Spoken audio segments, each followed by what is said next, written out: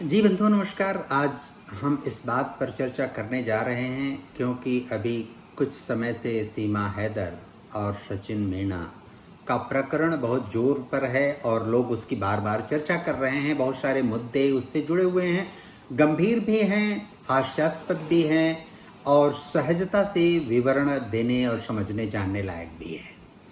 एक बात बहुत स्पष्ट है कि मनुष्य का मस्तिष्क प्रकृति यानी सृष्टि की उपज है। तकनीकी इस मस्तिष्क की, मानव मस्तिष्क की उपज है। मस्तिष्क यदि तकनीक का उपयोग करता है तो यह भी तय समझिए कि तकनीक भी मानव का उपयोग करेगी।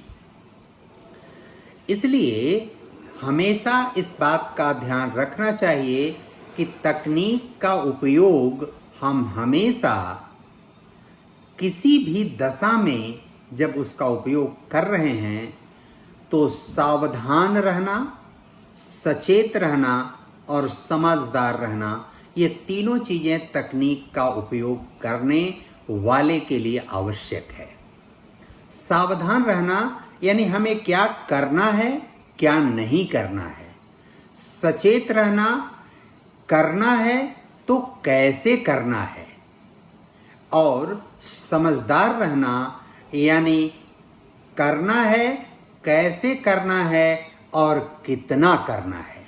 इन तीनों चीजों का संज्ञान, जानकारी, विवेक हमारे पास होना चाहिए यदि हम तकनीक का उपयोग कर रहे हैं तो। और इस तकनीक की देन है आज समाज माध्यम, जो सोशल मीडिया का नेटवर्क और संजाल पूरे देश दुनिया में इतना व्यापक रूप में फैला हुआ है।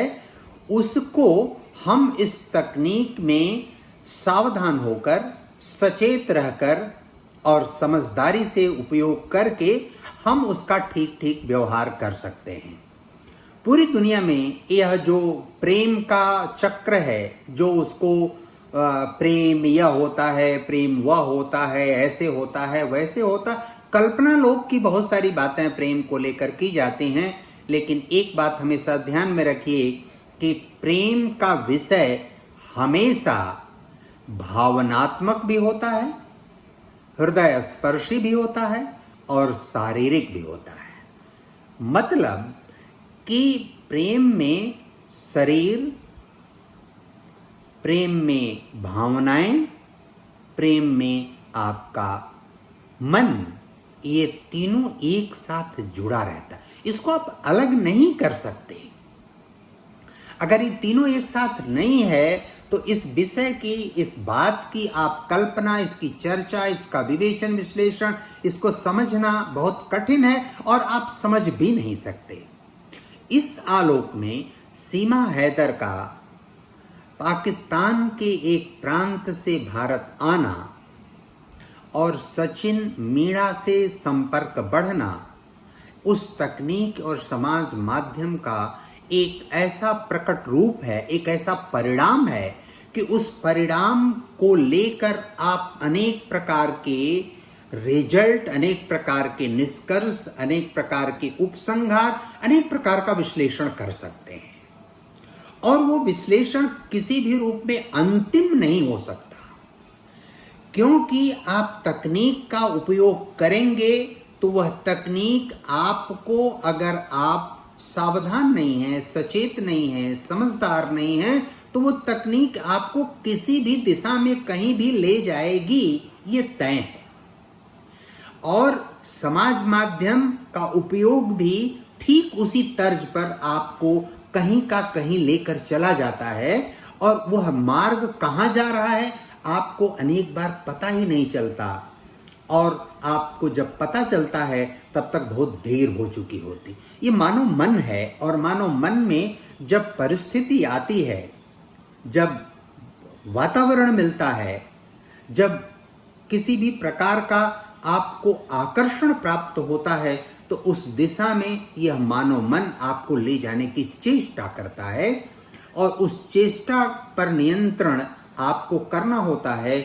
और वही नियंत्रण करना भारतीय संस्कृति, भारत की मूल आत्मा का हिस्सा है। इस दृष्टि से सीमा हैदर कोई आपराधिक गैंग की सदस्य है, वो प्रायोजित तरीके से भारत आई है, वो 5वीं पास है, वो फर्राटेदार अंग्रेजी बोलती है, वो कैसे पाकिस्तान से दुबई गई, दुबई से नेपाल आई, नेपाल से भारत आई, 4 बच्चों के साथ आई। इसमें जरूर कहीं ना कहीं षड्यंत्र है, इससे भी आप इनकार नहीं कर सकते।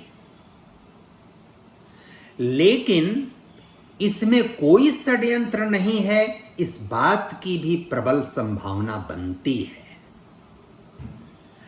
अब इन दोनों के आलोक में सत्ता, सरकार, भारत का संविधान क्या निर्णय लेता है, उस निर्णय का जो पक्ष है वह पक्ष केवल इन दोनों के आलोक में विचारणीय नहीं है, वह भारत के संविधान के दृष्टि से विचारणीय है, वो पाकिस्तान और भारतीय समाज की दृष्टि से, सामाजिक संरचना की दृष्टि से विचारणीय है।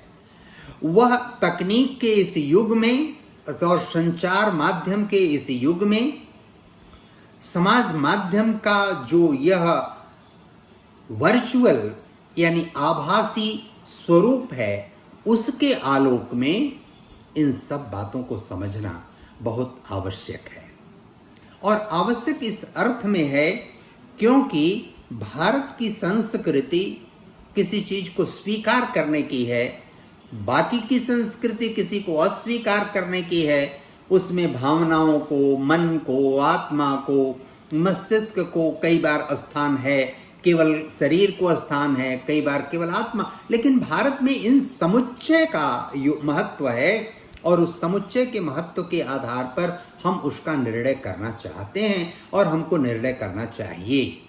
चूंकि इस तरह के षड्यंत्र इसके पहले बहुत बार हो चुके हैं भारत के साथ, और ये मान्यता हुई है कि जो आतंकी संगठन है वे ऐसे लोगों को मोहरा बनाकर प्लाट करते हैं और उस प्लाट का शिकार भारत के लोग कहीं न कहीं कई बार हो जाते हैं, क्योंकि वो एक साथ शरीर को, आत्मा को, भावनाओं को, मन को, सबको एक साथ समझकर भारतीय मानस विचार करता है, व्यवहार करता है, सहज स्वाभाविक विचार व्यवहार करता है। इस नाते उस दुर्विसंधि में फंस जाता है। यह फंसाव है अथवा यह लगाव है अथवा यह गलत प्रकार का झुकाव है, यह क्या है, इसको ठीक ठीक समझने के लिए समाज विज्ञानी, मनोविज्ञानी, संविधान विशेषज्ञ, इन सब की जरूरत है, कूटनीतिज्ञों की भी जरूरत है। और इस नाते हम केवल भावनाओं में न बहकर, हम केवल स्थूल शरीर की तरफ न जाकर, हम केवल मन के आधार पर विचार न करके एक बात पर अगर विचार करें कि जैसे सचिन कहता है कि अगर आना हो तो बच्चों के साथ आना, अकेले मत आना। वो आते ही यहाँ की सब चीजों को स्वीकार करती है, अंगीकार करती है और अपने स्थान पर ही यहाँ के रीति रिवाजों का पालन करती है, मानती है। आने के बाद वो कहती है चाहिए तो मुझे पूरे जीवन भर जेल में डाल दीजिए, लेकिन मुझे यहीं रहने दीजिए। चाहिए तो मुझे घर से मत निकलने दीजिए, चाहिए तो मेरे सारे संचार के साधन ले लीजिए, बंद कर दीजिए, कुछ मत दीजिए। ये सब बातें ठीक हैं, ये सब बातें मानने योग्य हैं, ये सब बातें प्रमाणित करती है कि उन सबों का वह प्रेम का वास्तविक स्वरूप सामने है। लेकिन उसकी भावना में यदि सचिन बहकर कहीं उस दिशा में अपने आप को प्रत्यारोपित कर दिया, वो आने वाले समय में उन बच्चों का भविष्य, उसका स्वरूप क्या होगा, इन सब के आलोक में इस पर विचार करना होगा। तकनीक जितना उपयोगी है उतना दुरुपयोगी भी है। तकनीक का उपयोग आप करेंगे, जैसे कहते हैं तकनीक को आप उपयोग करिए, तकनीक को आप उपयोग में न आइए, वह आपका उपयोग न करने लगे। जैसे अनेक बार लोग कहते हैं आप फेसबुक का उपयोग करते हैं, मेरे जैसे लोग, बहुत सारे बड़े लोग भी ये कहते हैं I will not use Facebook, I only face the book. और इस तरह के तंत्र का हम पालन करते हैं तो बहुत सारी समस्याओं का समाधान हो सकता है। धन्यवाद, नमस्कार आप सभी को।